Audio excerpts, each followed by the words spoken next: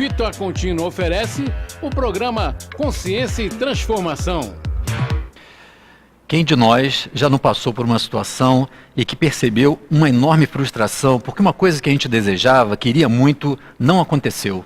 Ou não aconteceu do jeito que a gente queria? Quantos de nós já não passou por uma decepção tremenda quando esperava que alguém fizesse ou fosse de alguma forma conosco e nos surpreende às vezes com um comportamento completamente diferente, nos deixando extremamente decepcionados? Nós vamos falar hoje sobre frustração e decepção, como superar esses dois desafios. Nós estamos começando mais um Consciência e Transformação.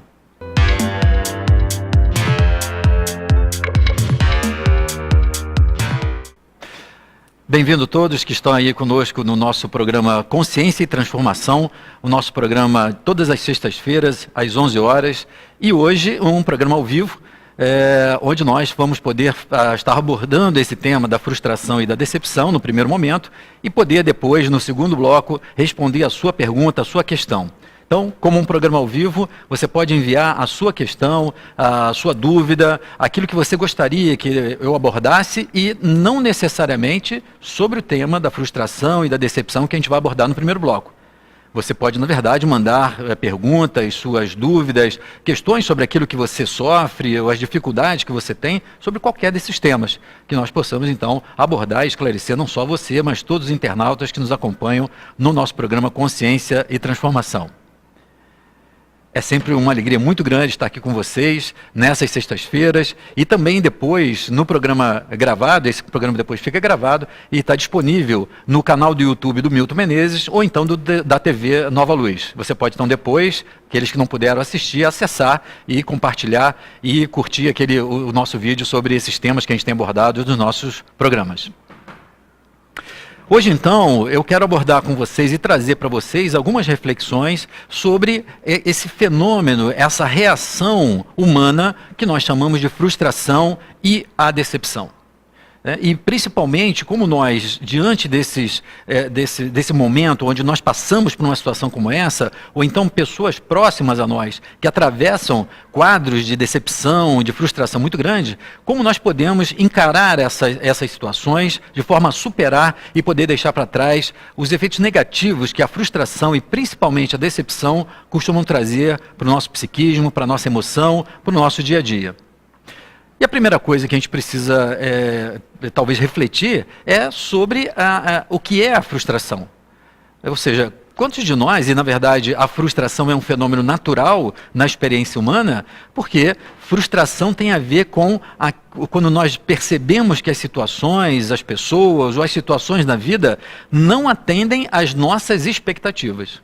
Ou seja, de um modo geral, quando nós estamos transitando na vida, seja na vida profissional, na vida pessoal, na vida social, lidando com as pessoas, nós sempre estabelecemos algum tipo de expectativa sobre o que vai acontecer, como as pessoas são, como as coisas vão acontecer.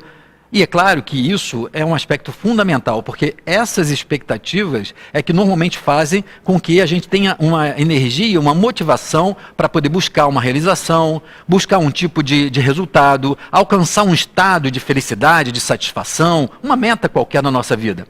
Então, o estabelecimento da expectativa é fundamental porque ele coloca para nós um norte, uma meta daquilo que nós buscamos, seja na nossa vida profissional ou pessoal, como eu falava anteriormente.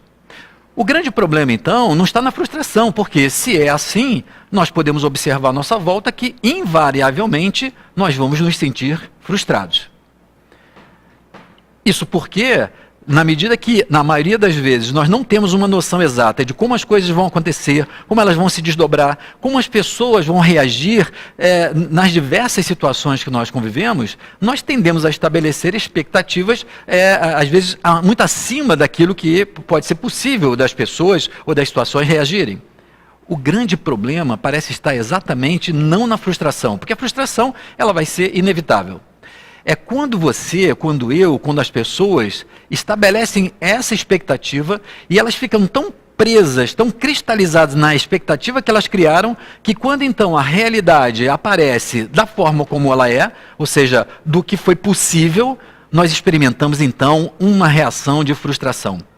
Então, nós podemos afirmar que a frustração seria a diferença entre a expectativa que nós criamos e a realidade que nós convivemos num determinado momento.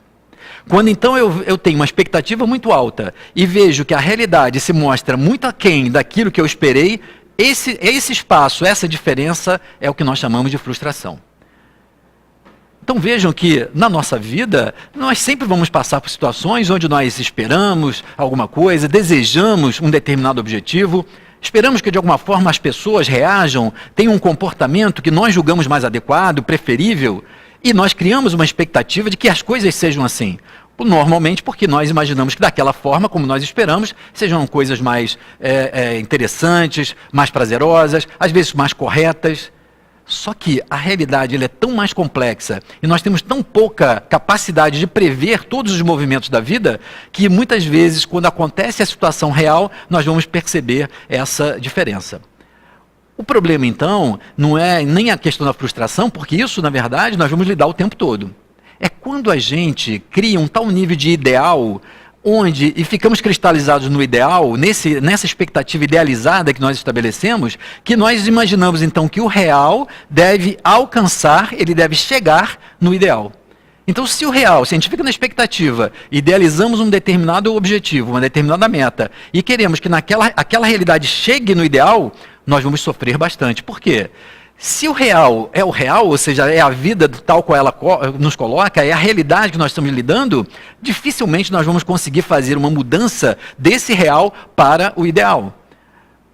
O nosso sofrimento ele começa a ser reduzido quando nós entendemos essa diferença e procuramos então ajustar o nosso ideal. E não ao contrário. Na maioria das vezes nós sofremos porque nós esperamos e cobramos e ficamos numa reação esperando que o real chegue próximo do ideal. Porque como nós idealizamos, colocamos no nível do ideal, ou seja, de alguma coisa ótima, de uma coisa que seria perfeita, que seria o desejável, preferível para nós. Mas não é porque a gente prefira que aquela situação seja daquele jeito que a realidade vai conseguir alcançar. Isso faz com que a gente se motive a fazer com que a realidade, as pessoas, os nossos projetos, eles alcancem esse nível de ideal. Isso é positivo. Mas quando nós ficamos cristalizados nesse ideal e não conseguimos aceitar essa diferença, nós tendemos a sofrer bastante níveis severos e altos de frustração. Normalmente, a frustração, quando nós vivemos essa diferença entre o que nós desejávamos e aquilo que a gente tem que aceitar como realidade, no primeiro momento, a reação mais natural de todo o ser humano é uma tristeza. De várias formas, mas a frustração ela é uma combinação de algumas emoções, onde a tristeza é a emoção predominante. A outra emoção, que parece estar também permeando a frustração, é a raiva. Porque, de alguma forma, quando nós percebemos essa frustração e identificamos que a realidade não vai atender aquilo que a gente desejava, aquilo que a gente preferiria para aquela situação, nós ficamos com raiva da vida, ficamos com raiva daquela pessoa, ficamos com raiva do governo, ficamos com raiva da vida de um modo geral, porque atribuímos, então, uma intenção, a essa consequência da nossa frustração a alguma coisa que vem de fora desse meio. E a raiva, ela manifesta esse nosso nível de uma tentativa de modificação desse meio, uma tentativa de transformação para a gente poder alcançar aquele nível de satisfação que a gente pretendia com a nossa meta, com o nosso objetivo. Mas a tristeza na frustração, ela é mais predominante. Por quê? Porque se nós pararmos para pensar, a tristeza, a emoção básica da tristeza, ela normalmente está associada a uma sensação de perda. Ou seja, as emoções básicas, elas são formas como nós qualificamos, como nós interagimos com a realidade à nossa volta. Então, as emoções básicas como medo, tristeza, raiva, alegria, enfim. Quando eu sinto medo, é uma reação natural em relação ao ambiente, quando esse ambiente é ameaçador. A raiva é quando tem algum tipo de ação minha sobre o que eu desejo transformar, que eu desejo fazer algum tipo de intervenção nesse meio. Então a raiva ela propicia isso, de enfrentamento de um perigo, por exemplo, ou de a transformação de um determinado problema. A tristeza, normalmente ela está associada a uma sensação de perda de alguma coisa que o ambiente está nos promovendo. Ou seja, nos sentimos tristes quando de alguma forma perdemos, por exemplo, um ente querido, perdemos uma oportunidade de emprego. Então, como que a tristeza poderia estar associada à frustração? É simples, porque quando nós estabelecemos uma meta, temos uma expectativa de um determinado resultado, vamos dizer na nossa vida profissional. Estabelecemos que queremos, em X tempo, em 2 anos, alcançar uma determinada posição no trabalho, ter uma determinada remuneração, alcançar um tipo de realização, de reconhecimento, de progresso, de status profissional, por exemplo. Então, estabelecemos uma meta que está associada a uma sensação de prazer e de satisfação. Porque quando fazemos isso, imaginamos que então daqui a 2 anos, estando com essas situações atendidas, vamos nos sentir muito bem, vamos nos sentir satisfeitos, realizados, vamos estar antecipando uma sensação de prazer que nós almejamos. Quando então, ao longo desse tempo, num dado momento, nós percebemos que, por exemplo, fomos demitidos daquela empresa, ou então um acontecimento qualquer nos tira aquela possibilidade, temos que nos defrontar com a perda daquela possibilidade de satisfação que a gente almejava. E aí então a frustração e a tristeza, elas são decorrentes dessa perda de algo que a gente julgava que ia alcançar com aquele ideal, com aquela expectativa. Quando então criamos muitas dessas expectativas e que essa expectativa está associada a uma sensação de muita realização, quando então vemos frustrado isso, temos uma natural e inicial reação de tristeza pela perda daquela sensação, daquele prazer, daquela realização que a gente estava buscando com aquela meta, seja uma meta profissional, pessoal ou até nos relacionamentos. O maior problema, então, em relação à frustração, é a nossa capacidade de ser flexíveis, de sermos flexíveis em relação à adaptação da nossa expectativa em relação à realidade. Na maioria das vezes, eu tenho observado ao longo da minha experiência que as pessoas passam a sofrer, a partir do momento natural de frustração, por conta dessa fixação que elas permanecem na expectativa que elas criaram. Elas querem que a coisa aconteça do jeito que elas pretenderam, que elas prefeririam, que elas julgam que seja mais adequada. E fazendo então com que haja uma dificuldade de aceitação daquela realidade e com isso o desenvolvimento e às vezes até o aumento daquela sensação da tristeza, a repercussão dessa tristeza, por exemplo, num desânimo, num abatimento, na falta de iniciativa. Porque às vezes nos julgamos tão frustrados diante daquela perda, a frustração nos traz uma revolta e uma raiva, que nós julgamos então impossível retomar aquilo. Sermos de repente desanimados porque parece que a gente não vai conseguir ser tão feliz como a gente imaginava. E ao fazer isso, nós ao invés de buscar a felicidade possível, a realização possível, abandonamos isso, boicotamos tudo isso por conta daquela expectativa frustrada. Então, quando no primeiro momento nós temos a frustração, essa frustração é natural que desenvolva um primeiro momento de tristeza.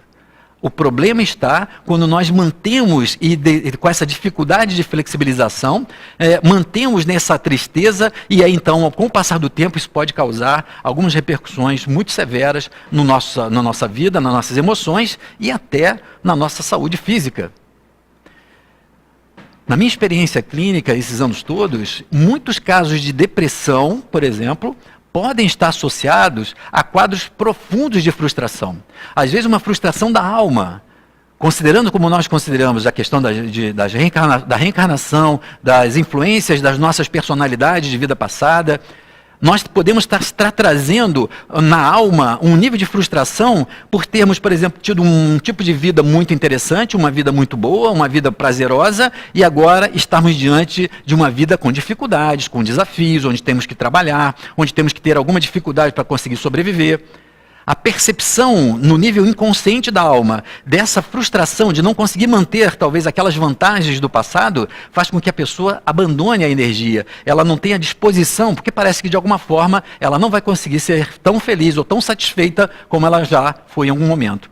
Vejo que isso não está necessariamente consciente na mente da pessoa, mas há um nível de frustração por esse embate, por esse enfrentamento de uma realidade muito mais negativa, ou muito pior do que aquela que ele imaginava ter sido preferível numa vida passada. Claro que não necessariamente a frustração vai desencadear uma depressão, mas em alguns casos a depressão é o exemplo extremo de um quadro profundo de frustração que não foi resolvida. Agora, quando essa frustração, quando você se frustra em relação a uma pessoa ou a um acontecimento, muitas vezes as pessoas passam dessa tristeza ou dessa revolta para um estado mais grave que nós chamamos de decepção. Ou seja, nós estamos convivendo com algumas pessoas dos nossos relacionamentos, um companheiro ou uma companheira no casamento, ou então um familiar, ou então no ambiente de trabalho. Temos então uma expectativa de que as pessoas se comportem de uma determinada forma, até que, num dado momento, aquela pessoa manifesta um tipo de comportamento, uma atitude, uma decisão que nos coloca diante de uma surpresa de como aquela pessoa pode ter sido capaz de fazer aquilo conosco. Como ela foi capaz de mostrar que é assim, que pensa dessa forma, ou de alguma forma me tratou de uma determinada maneira, fazendo então com que a gente reveja aquele conceito, e aí então, nessa revisão desse conceito, a gente desenvolve um quadro de decepção, ou seja, ficamos completamente desesperançosos, desanimados, desencantados, né, com aquela reação, com aquele tipo de postura que aquela pessoa traz. O maior problema da decepção é essa quebra de uma imagem, de um tipo de conceito que nós fazíamos, ou de uma situação, e principalmente de uma pessoa. O maior problema da decepção é porque nós também, de alguma forma, o processo é semelhante a esse da frustração que nós estamos falando. Enquanto na frustração a expectativa é em relação a um determinado objetivo, a uma realização, a um resultado, a decepção, principalmente em relação às pessoas, está numa expectativa de que aquela pessoa atenda à imagem que nós construímos dela. E aí eu vou focar aqui principalmente a decepção que nós costumamos ter com as pessoas. O que leva você, as pessoas à sua volta, ficarem decepcionados com uma outra pessoa? Normalmente é porque a gente estabelece uma imagem, um padrão, um composto de reação, imaginamos que aquela pessoa é daquele jeito que nós acreditamos, e num dado momento ela mostra uma outra faceta. Vejam que, de uma certa forma, é o mesmo problema da expectativa versus realidade. Só que aí nós imaginamos, idealizamos que aquela pessoa seja de uma forma, imaginamos que sendo daquela forma ela vai agir dentro de um padrão que nós julgamos coerente, e ela de repente mostra uma outra versão dela, uma outra reação.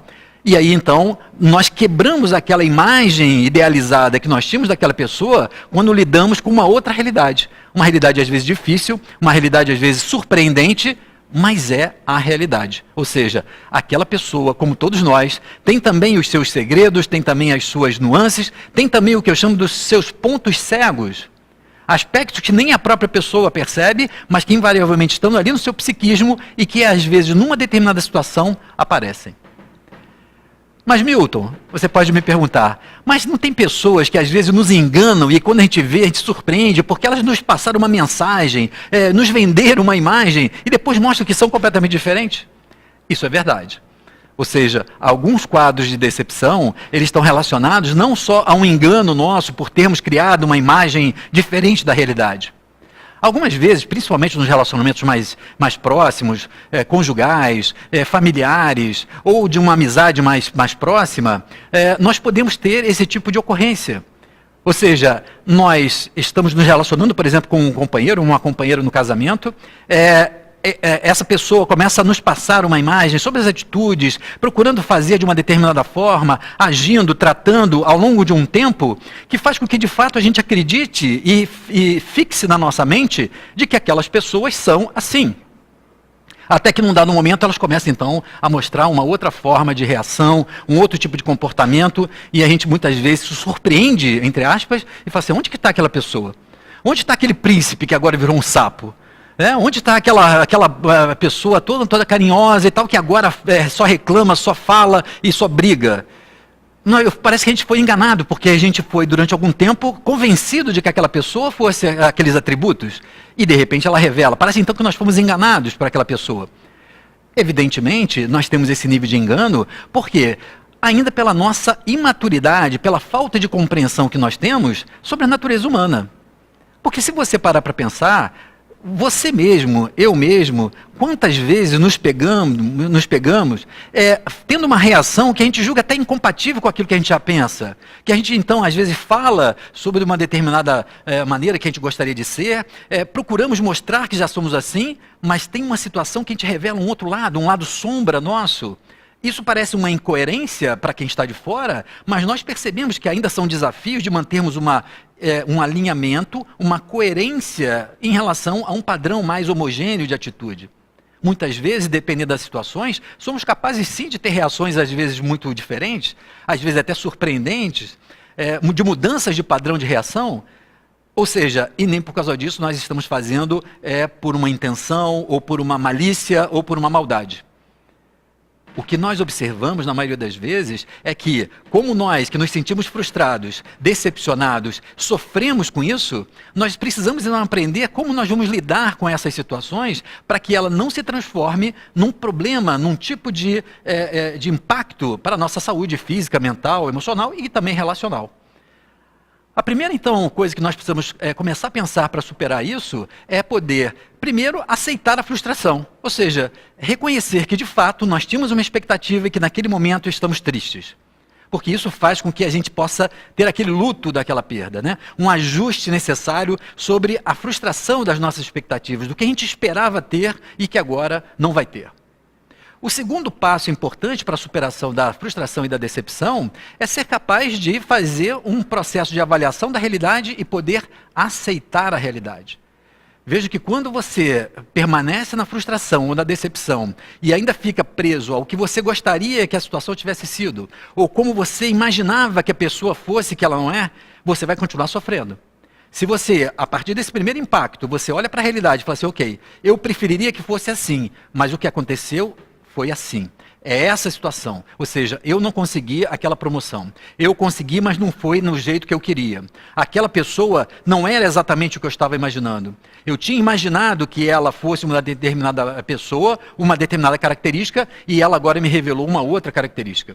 Aceitar essa realidade, ter esse distanciamento para poder olhar e aceitar que a realidade é como é, nos favorece a poder ajustar, não reagir revoltado ou rebelde em relação à realidade, mas poder ser capaz de ajustar a nossa expectativa, o nosso ideal.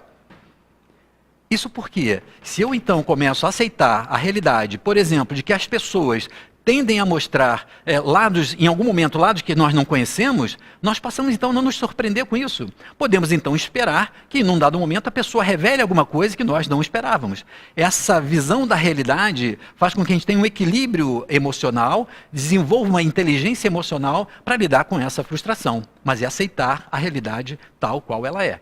As pessoas são diferentes, as pessoas têm histórias de vida diferentes. Quando nós consideramos vida passada, elas têm histórias de vidas passadas diferentes. Então, ao olhar para isso, temos que ser capazes de, da mesma forma como nós gostaríamos de que fosse reconhecido e talvez perdoado as nossas diferenças, as nossas oscilações, também sermos capazes de perceber que as pessoas são passíveis dessas oscilações. E aí vamos começar então, num outro processo, do outro momento, o que estava então exagerado ou estava desproporcional na minha expectativa?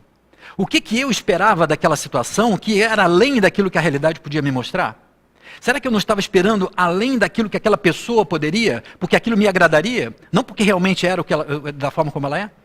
Então, na hora que a gente começa a ajustar e perceber qual foi a expectativa, os elementos que nos fizeram criar essa expectativa, eu consigo então passar para a última fase, que é esse ajuste da realidade, esse ajuste da minha expectativa em relação a essa realidade. Essa, então, é a última etapa do processo de superação. Eu ser capaz, então, de ajustar a minha expectativa, seja para uma pessoa, para uma situação, e principalmente, esse é o último passo, eu ser capaz, então, de daqui para frente, começar a avaliar a minha expectativa diante da realidade mais frequentemente. Ao invés de eu ficar preso na minha expectativa, até lidar com a realidade muito diferente, eu poder a cada momento perguntar, mas será que é isso mesmo? Será que eu estou no caminho certo? Será que parece que é isso que eu vou conseguir? Parece que é isso que está sinalizando que a pessoa pode, que eu posso contar com ela? Porque isso vai fazendo com que a gente vá fazendo pequenos ajustes nas nossas expectativas e impeça, então, aquelas grandes diferenças quando nós lidamos com uma realidade muito diferente, muito distante da nossa expectativa e do que nós esperávamos. Vejo que parece muito simples, né? Ou seja, nós aceitarmos a realidade, ajustarmos as expectativas e checarmos as nossas expectativas com mais frequência. É muito simples, mas não é fácil. Não é fácil porque nós tendemos a ficar seduzidos pelas nossas expectativas, porque preferíamos que fosse assim. Preferíamos que a pessoa fosse daquela forma e temos então que lidar com uma realidade muito, até dura às vezes. As pessoas são diferentes, não vão atender necessariamente às nossas expectativas, as situações não vão sorrir para aquilo que nós desejamos, simplesmente porque nós desejamos. Esse é um grande exercício de aprendizado que a vida nos coloca, da aceitação e do poder e da capacidade que nós temos de sermos flexíveis e de poder mudar e intervir nas nossas relações, nas nossas metas, nos nossos resultados.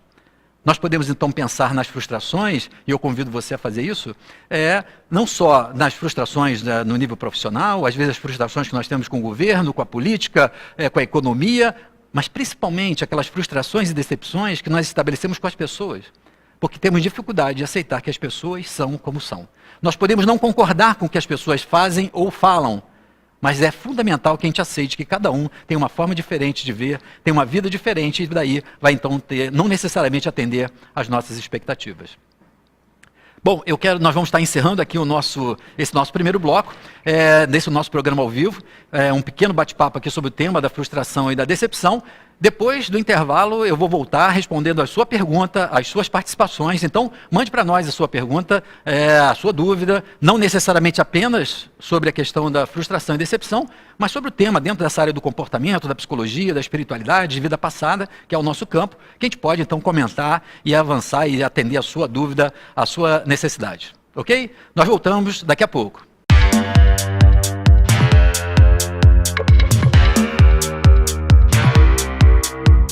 Olá, eu sou Carlinhos Conceição, estou aqui nos estúdios da TV Nova Luz, onde acabei de gravar um programa com a Yasmin Madeira.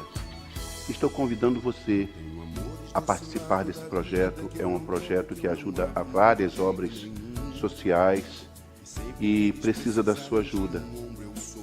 Associe-se, participe. Com isso, você ajuda a divulgar o Espiritismo através da TV Nova Luz. Valeu? Cristão, cada dia uma nova irmã, um novo irmão. Eu tenho amores bons no lado da vida que me amparam de um jeito muito especial.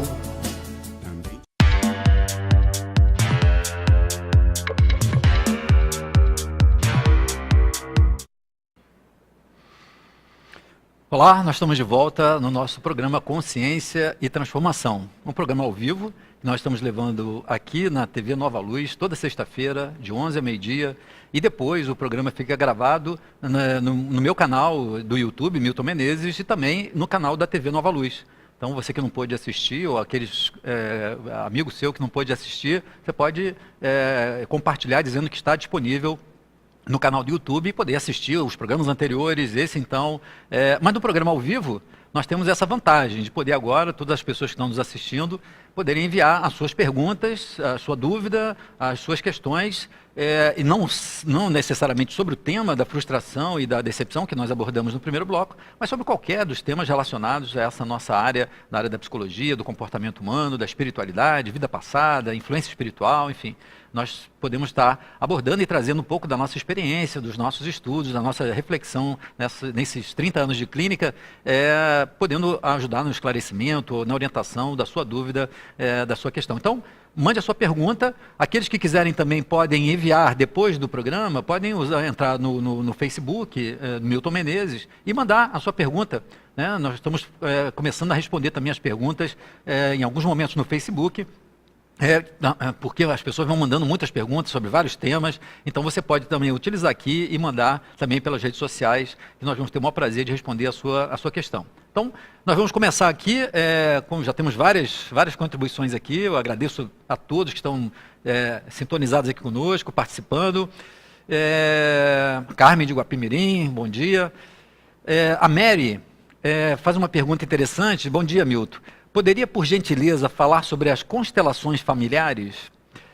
Bom, Mary, as constelações familiares, isso é uma pergunta interessante, porque é uma pergunta geral, né? Mas dá para a gente poder abordar esse tema, porque tem sido crescente a utilização da constelação familiar como um recurso terapêutico.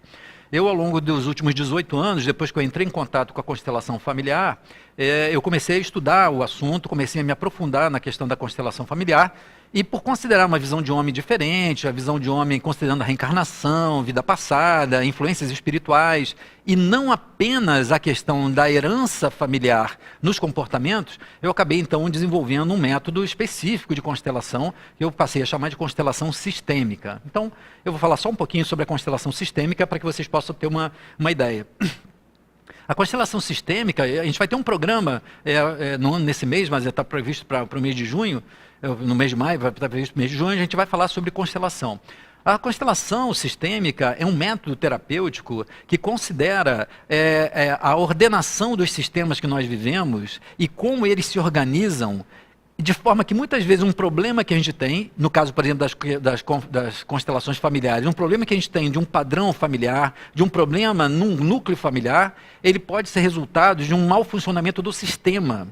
E muitas vezes ele pode ter uma sua origem em algum tipo de componente inconsciente, que pode ser tanto do componente ancestral, ou seja, que vem sendo repetido ao longo das gerações daquela família, como também de outras dimensões, de outros sistemas inconscientes que de alguma forma interferem naquele problema familiar ou naquele problema profissional, por exemplo.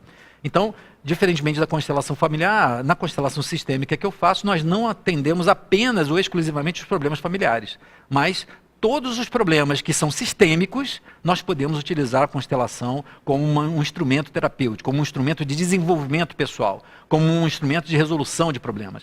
E a constelação é uma técnica muito interessante, porque ela acaba revelando, de alguma forma, aquilo que está acontecendo no sistema, de uma forma inconsciente, ela traz para o nível da consciência, fazendo com que, então, essa ampliação da consciência pelo cliente favoreça uma mudança no sistema, na forma como aquele sistema ele funciona. Trazendo, então, possibilidades de solução para problemas familiares, problemas em relação a projetos profissionais, a escolhas complexas, soluções muito interessantes que, às vezes, uma terapia verbal demoraria, às vezes, muito mais tempo para poder chegar a uma resolução.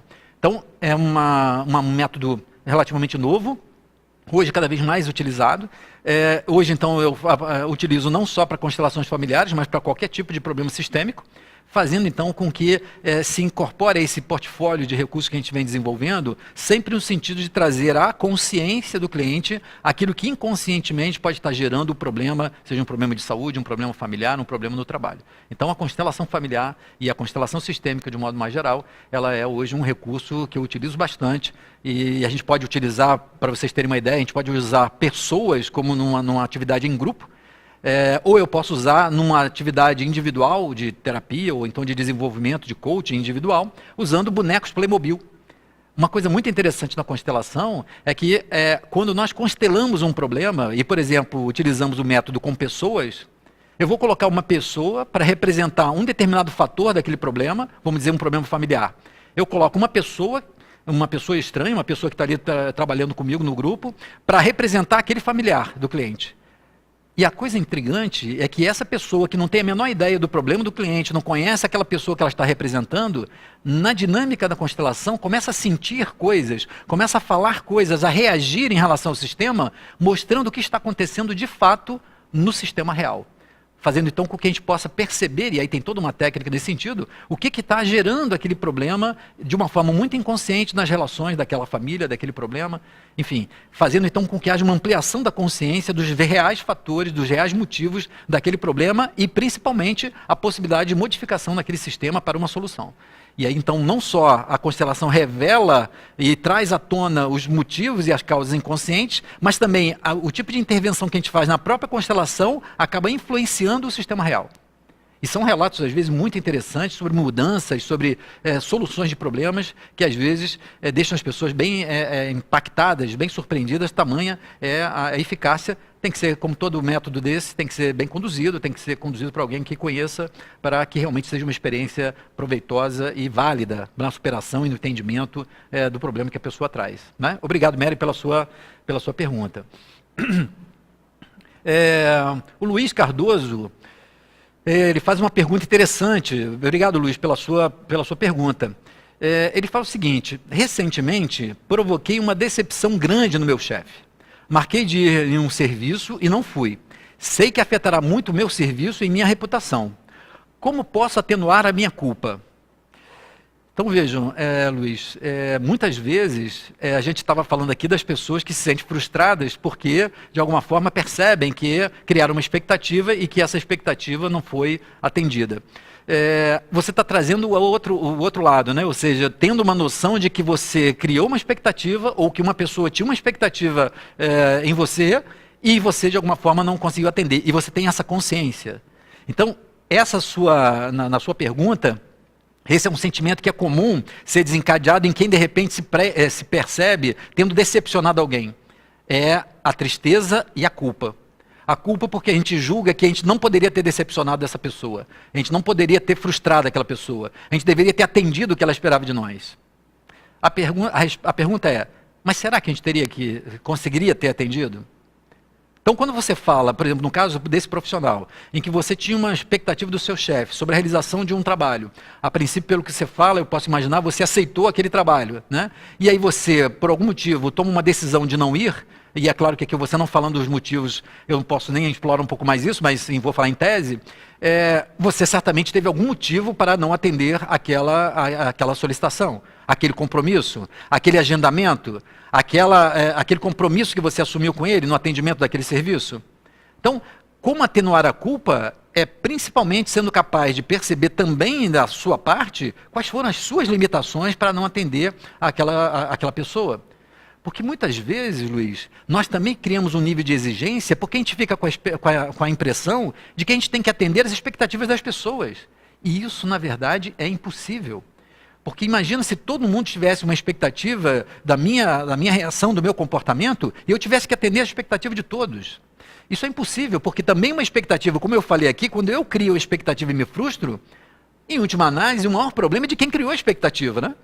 Porque se eu crio uma expectativa além daquilo que você pode oferecer, então como é que eu posso cobrar que você dê alguma coisa que eu esperava de você? Esse é uma grande armadilha. Por isso que o problema de quem sofre a frustração e a decepção é porque normalmente criou uma expectativa muito acima do que aquela pessoa fosse capaz de fato oferecer. Mesmo que ela tivesse se sentido iludida, enganada ou levada a achar aquilo, nós sempre temos que contar com a possibilidade da pessoa trazer um outro aspecto que nos surpreenda com uma faceta que nós não esperamos. Quando então a gente está do outro lado e você percebe isso, primeiro, você não pode imaginar que você poderia atender a expectativa de todas as pessoas. Esse é o primeiro ponto. No segundo, que você coloca numa situação bem objetiva, o que você precisa fazer uma autoanálise para poder verificar assim, bom, por que então eu assumi esse compromisso? O que me levou a não atender esse compromisso que eu tinha assumido? Porque das duas, uma. Ou você assumiu um compromisso que você também já percebia que não podia assumir, ou aconteceu alguma coisa que fez você rever uma decisão tomada anteriormente de, ok, pode contar comigo, eu vou no serviço. Então, essa primeira avaliação é fundamental, porque ela atenua a culpa para poder perceber o seguinte, não é uma desculpa, uma justificativa, mas é você encontrar a responsabilidade, você conseguir responder por aquele seu ato. Atenuar a culpa nesse caso, e até podendo minimizar os efeitos na reputação, e pode até ser um instrumento de melhoria da sua relação com o seu chefe, é ser capaz de chegar para ele e falar assim, olha, eu não atendi, eu não fui fazer esse serviço porque eu tive esse tipo de dificuldade. Eu tive esse tipo de problema, eu tive um imprevisto, ou então eu negligenciei e acabei dormindo, eu acabei indo passear, ou eu, sei lá, comi demais no dia anterior e fiquei passando mal. Ou seja, essa transparência e a honestidade, mesmo que ela cause algum tipo de repercussão negativa, ela estabelece um tipo de clareza, de transparência que reforça o nível de confiança, porque ele de fato sabe que pode contar sempre com a sua honestidade. Isso faz com que a relação possa ser melhor. Agora, isso não impede que ele de repente fale assim, você prejudicou a empresa, você trouxe algum prejuízo, então vai ter que ser punido, vai ser demitido. Isso é uma consequência natural, como uma resposta à sua atitude. Agora, atenuar a culpa passa em você avaliar aquele erro a partir dos motivos que você de fato tem. E você pode até chegar à conclusão, assim, mas não justificava, foi negligência. Ok, não adianta eu ficar me culpando porque eu fui negligente e decepcionei. O que eu preciso é agora, a partir de agora, fazer assim, então o que eu preciso fazer para, a partir desse momento, não negligenciar com aquilo que eu assumo como compromisso? Ou se eu tenho algum problema, como então antecipar que eu vou ter que mudar aquilo que eu combinei, aquilo que eu prometi? Porque a expectativa, nesse caso, ela foi provavelmente combinada, né? Eu tenho um serviço, deixa que eu faço, então tá, eu quero que você vá no dia tal. Às vezes a gente cria essa expectativa pela nossa própria impressão.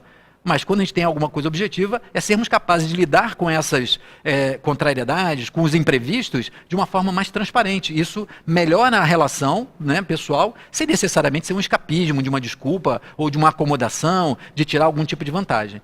É um enfrentamento equilibrado disso que faz com que a gente consiga atenuar a culpa, e aí, no caso, é transformar a culpa em responsabilidade. Você tem que responder por isso. Responder por isso é de chegar lá e falar assim, eu não fiz por conta disso. Foi esse o motivo. Ou mesmo que seja uma negligência. E você, então, poder aprender com a negligência e mostrar para o seu chefe que você, inclusive, aprendeu com isso. Que você se sentiu que pode ter frustrado, decepcionado ou causado até algum tipo de dano. E que você está disposto, inclusive, a rever como a forma de reparar isso. Isso elimina totalmente essa consequência da culpa, mas faz com que a gente assuma a responsabilidade sobre aquele nosso comportamento. A decepção, normalmente, nesse caso, ela se dissolve porque o outro vê o movimento nosso de uma forma mais transparente, mais autêntica, de poder dizer da dificuldade, de justificar realmente o motivo e procurar uma solução para o problema, que isso, em última análise, que é o mais importante. O problema é quando a gente cria as decepções em função do quadro que nós criamos em relação às pessoas e que não necessariamente elas vão atender. Agora, uma coisa importante na sua pergunta, nós não temos a obrigação de atender a expectativa de que o outro colocou em nós. Nós precisamos também lidar com os nossos limites, porque a expectativa do outro é a expectativa do outro.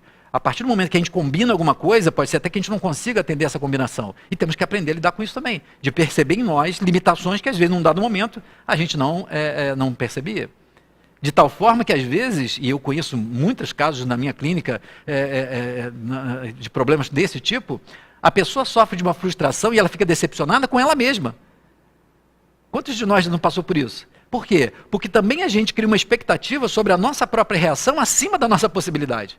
E aí, às vezes, temos que lidar com a nossa limitação e perceber que não conseguiremos ou não conseguimos reagir ou fazer o que nós pretendíamos. Ou seja, também exigindo um ajuste da nossa expectativa, da realidade, o processo é o mesmo. Mas, de alguma forma, pessoas muito autoexigentes acabam sempre colocando expectativas muito acima como forma de motivação. Cuidado com isso, porque isso também gera um nível de frustração de a gente jamais conseguir alcançar um objetivo que a gente coloca. Então, a gente tem que saber e aprender a dosar isso de forma que as expectativas sejam motivadoras, sem nos acomodar. Né? E também sejam motivadoras sem nos colocar nessa condição de uma frustração permanente, constante e, às vezes, muito, muito intensa. Mas muito obrigado pela sua pergunta, Luiz. Foi muito, muito interessante, muito proveitosa, acho que para todos nós. Evelane, bom dia, Evelane. Milton, a frustração seria o primeiro momento da depressão? Nesse mês de maio agora, nós vamos ter um programa que eu vou falar sobre a depressão, né? Muitos pedidos para falar da depressão, eu vou abordar o tema da depressão, não percam, acompanhem o nosso programa, que nós vamos falar num dos programas de maio sobre a depressão. Eu diria o seguinte, Evelane, na minha experiência, principalmente trabalhando com terapia de vida passada, eu sempre lidei com muitos casos de depressão, né? É um mal, considerado o mal do século na década passada, junto com a ansiedade, são quadros de muito sofrimento. E como a gente considera essa questão da influência dessas experiências de vida passada, muitas vezes eu te diria que boa parte das depressões, a maioria dos casos de depressão, eles começam exatamente num processo de frustração que faz com que o sujeito faça uma implosão. Ele, em vez de explodir para uma revolta, para uma raiva, ele implode, na medida que ele constata que ele não vai conseguir ser feliz do jeito que ele gostaria. E isso, muitas vezes, Evelane, não acontece necessariamente por um processo consciente. Algumas vezes tem esse processo de uma que nós chamamos de depressão exógena, porque existe uma depressão reativa, existe um acontecimento e nós reagimos àquele acontecimento com o abatimento, com a perda, com a tristeza, etc. Um outro tipo de depressão é a depressão endógena, ou seja, ela acontece meio que sem um motivo muito claro no nível da consciência, da vida biográfica. Nesses casos, normalmente, essa frustração é uma frustração da alma. É como se o nosso espírito, vindo com algumas experiências, ele, ao se deparar com uma realidade, ou não tão prazerosa como que ele teve, ou então muito difícil em relação ao que ele se julga talvez capaz de enfrentar, há um abatimento, há uma implosão da sua motivação, da sua vontade, fazendo então com que todo o processo bioquímico ele aconteça. Então, nesses casos, sim, a frustração é o primeiro passo nesses quadros de depressão. Agora, cabe ressaltar, nem toda frustração ela vai gerar necessariamente uma depressão, evidentemente. Então, a maioria de nós passa por momentos de frustração e até por momentos depressivos na vida. Isso é normal. Um momento que a gente está mais abatido, que a gente está mais desanimado, que a gente não vê muito sentido nas coisas, mas aí no dia seguinte a gente já está bom, a gente já começa a buscar as coisas, busca um sentido para o nosso trabalho, para a nossa relação, e vamos seguindo. Isso é normal, isso faz a gente crescer, porque essa expectativa frustrada, ela faz a gente desenvolver o aspecto da aceitação. A frustração nos leva a ajustar isso, a manter uma motivação, sempre buscando algo melhor, mas tendo que lidar com a realidade que nem sempre sorri para o nosso desejo. Isso é um exercício importante de flexibilidade e de aceitação para o espírito.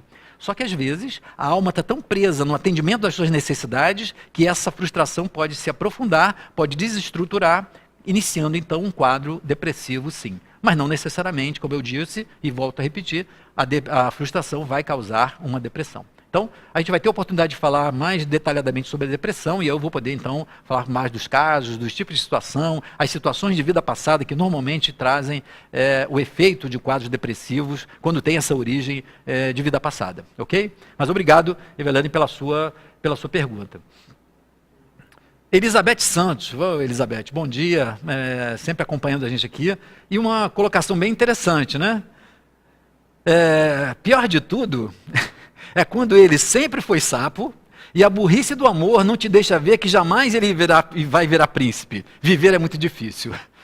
Elizabeth, eu entendo a sua colocação, né? Sei do que você está falando, né? E esse é um problema, que é isso que a gente estava falando antes. É um problema em relação à decepção e à frustração. Nós criamos muitas vezes uma impressão, uma representação, uma imagem da pessoa, às vezes alimentada pela própria pessoa, que nos reforça aquela visão, mas nós teimamos de tal maneira com aquela imagem que nós não vamos percebendo os sinais. Os sinais, e justamente às vezes é por conta do amor, às vezes é por conta do interesse, às vezes, enfim, porque nublam essa realidade. E normalmente por quê? Muitas vezes as pessoas têm dificuldade de lidar com a realidade, porque essa realidade, ela nubla normalmente aquele prazer, aquela satisfação que nós estamos buscando. Então, lidar com a realidade é sempre, de alguma forma, um pouco frustrante. Então, a gente, às vezes, faz uma vista grossa, não enxerga, não quer considerar muitas vezes, às vezes boicota essa lucidez, porque senão a gente vai ter que perceber às vezes, o lado feio, o lado sapo, né? E aí, então, a gente fica imaginando, não, mas é um príncipe. E quando tem algumas coisas, principalmente numa relação a dois, coisas que são boas, que trazem uma afinidade, nós nos prendemos naquele ponto da afinidade e negligenciamos alguns outros, mas que às vezes, pela intensidade ou pela ocorrência, pela frequência, começam a desgastar de tal forma que a gente teria que ir percebendo esse desgaste para poder falar assim, ok, isso aqui é muito bom, mas isso aqui é muito difícil de conviver. E aí então sermos capazes, ou vamos ajustando a nossa expectativa e vamos conseguindo ajustar aquela relação, ou então podemos correr o risco de repente nos depararmos e nos surpreendermos com um sapo, que na verdade sempre foi sapo. Mas nós tínhamos uma imagem, projetávamos uma imagem de príncipe.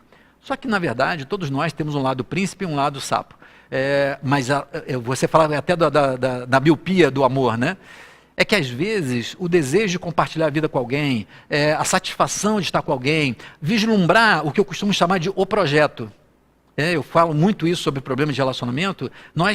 Relacionamento a dois e relacionamento familiar, nós criamos um determinado projeto. Então imaginamos que aquela pessoa, a nossa vida com os filhos, a velhice, tudo, e aí nós imaginamos um projeto. E a gente fica preso ao projeto. Aquela pessoa começa a mostrar que não faz parte daquele projeto. Mas a gente tem tanta lógica, faz tanto sentido que o projeto seja bom, que não é possível que a pessoa seja assim. Não é possível que ele não veja. Não é possível que ele... Mas é possível, porque as pessoas são diferentes. E aí, num dado momento, a gente tem que decompor o nosso projeto para um outro projeto. Como eu estava falando, se a gente vai fazendo isso no dia a dia, esses ajustes são menos dolorosos, porque a gente vai fazendo e vai conseguindo perceber se eles fazem sentido, e aí a gente continua ajustando, ou se não fazem sentido, fazendo com que a gente possa tomar outras escolhas, de morar em uma separação, etc. Mas quando a gente demora muito a perceber, essa distância é tão impactante que vai gerar um problema muito sério em relação à nossa decepção e à nossa frustração. Muitas perguntas, nós não vamos ter tempo para responder todas. A Evelane coloca uma outra pergunta muito interessante. Milton, e quando a aceitação da realidade faz com que a pessoa se torne um conformista e acabe não agindo para modificá-la? Excelente pergunta, Evelane. Porque muitas vezes esse processo da aceitação da realidade que a gente estava falando leva as pessoas a dois tipos de reação. O primeiro é a conformação, então é assim, a realidade é assim. E, na verdade, nós devemos sempre ter uma expectativa de atendimento ideal, ou seja, um atendimento de modificação, de melhora. E isso nos estimula a mudar o meio, mudar nós mesmos. Então é importante isso, para evitar a acomodação. A primeira reação é a acomodação. A outra é a desesperança.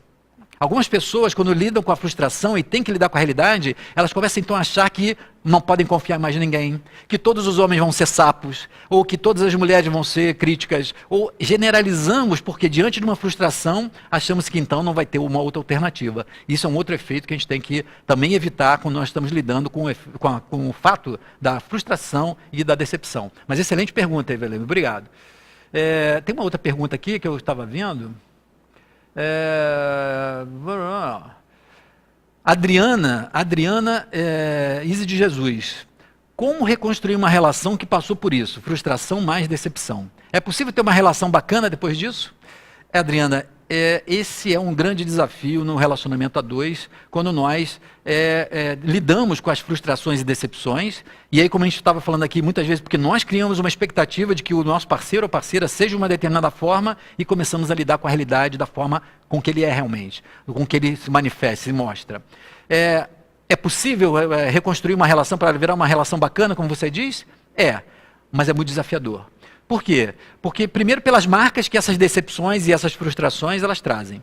Mas dependendo da capacidade nossa de entender a diferença, ser capaz de perceber e aceitar que o outro sendo diferente, favorece que a gente consiga identificar o que nessa diferença, o que foi frustrante, mas em relação à realidade, se a realidade ainda é positiva no sentido de manter a relação, aqueles aspectos que continuam sendo positivos e atendem a nossa expectativa, e aqueles que então passaram a nos frustrar e a não atender mais a nossa expectativa. Essa visão ela é muito pessoal, é muito singular.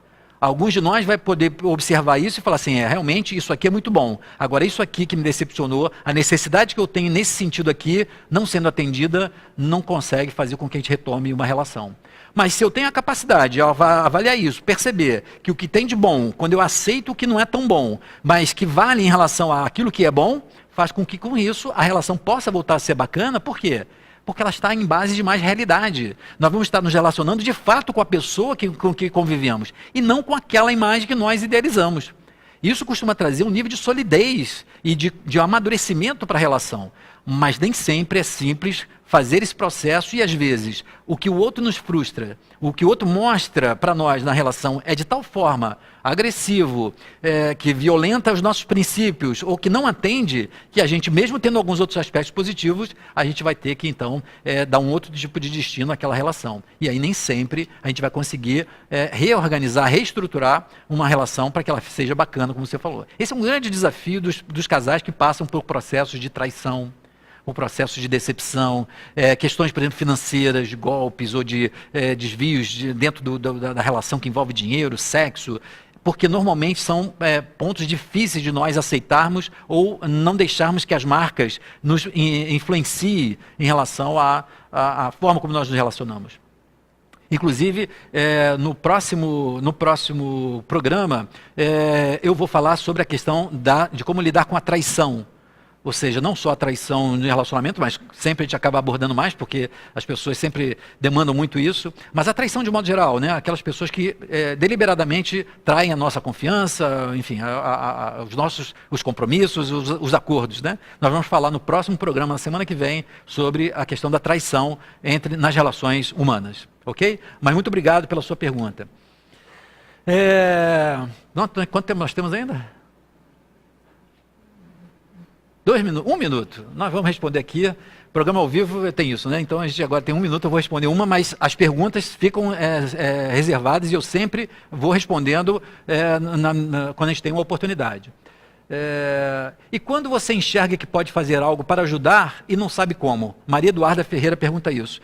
Essa é uma grande questão, né? A gente percebe que pode ajudar, percebe que tem alguma coisa que a gente pode falar para uma pessoa, que ela está de repente frustrando a gente ou as pessoas, e a gente não sabe como. Por quê? Dependendo do tipo de abertura que a pessoa tenha em aceitar e ouvir críticas, nós vamos ter maior ou menor possibilidade de ter essa comunicação. Essa comunicação normalmente é uma comunicação difícil, porque as pessoas ficam melindradas normalmente em relação àquilo que a gente está apontando como não atendendo ou que está decepcionando. Mas esse tipo de clareza, como eu falei na resposta do Luiz, ela é fundamental para a gente estabelecer comunicações mais maduras, expectativas mais reais, e com isso os sofrimentos e os desgastes são muito menores. Mesmo quando a gente tem uma decisão difícil, às vezes de uma separação ou de um término de uma relação, quando esse nível de maturidade de comunicação, ele atinge essa transparência e essa clareza em relação àquilo que se pretende. Normalmente aí é que nós esbarramos num grande problema. As pessoas não estão muito abertas a ouvirem, a se sentirem criticadas ou a perceberem, né, a serem apontadas aquilo que elas não estão atendendo às expectativas. Mas infelizmente esse é o desafio e felizmente, por outro lado, é onde nós estamos aprendendo nas nossas relações a estabelecer esse nível de maturidade e de comunicação. Bom, nós estamos encerrando, então, o nosso programa de hoje. Eu queria agradecer muito a audiência de vocês, né, as várias pessoas que nos assistem e que têm mandado para nós por e-mail, no blog Milton Menezes, ou no Facebook. No Facebook tem sempre agora um número crescente de amigos, solicitação de amigos.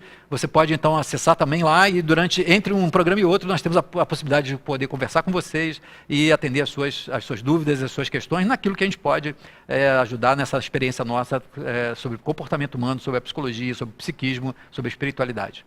Bom, a todos vocês uma excelente semana, muita paz e até o nosso próximo programa Consciência e Transformação.